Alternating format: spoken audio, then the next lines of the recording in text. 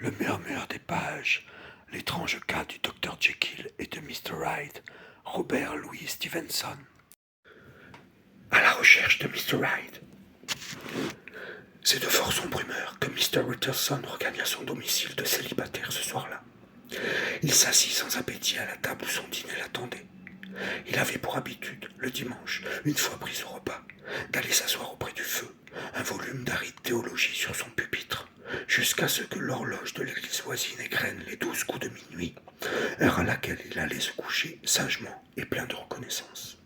Ce soir-là, cependant, sitôt la nappe retirée, il prit une bougie et passa dans son bureau. Là, il ouvrit son coffre-fort et tira du recoin le plus obscur un document rangé dans une enveloppe sur laquelle était écrit « Testament du Dr Jekyll ».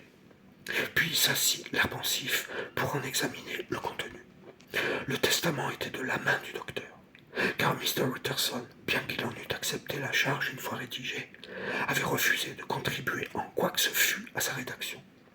Le document stipulait non seulement qu'en cas de décès de Henry Jekyll, docteur en médecine, docteur en droit, membre de l'Académie royale des sciences, etc., tous ses biens devaient revenir à son ami et bienfaiteur Edward Hyde, mais que si le docteur Jekyll venait à disparaître ou demeurait introuvable sans raison aucune pour une durée excédant 3 mois du calendrier, le dit Edward Hyde entrerait sans plus de délai dans la succession du dit Henry Jekyll, sans autre frais ni obligation que le paiement de certaines sommes modiques aux membres de la maisonnée du docteur. Ce document était depuis longtemps une épine dans le flanc du notaire.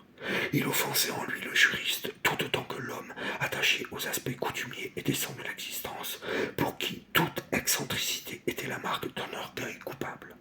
Jusqu'alors, ce qui l'avait tant indigné était qu'il ignorât tout de Mr Hyde. À présent, et par un retournement subit, c'était que ce dernier ne lui fût plus inconnu.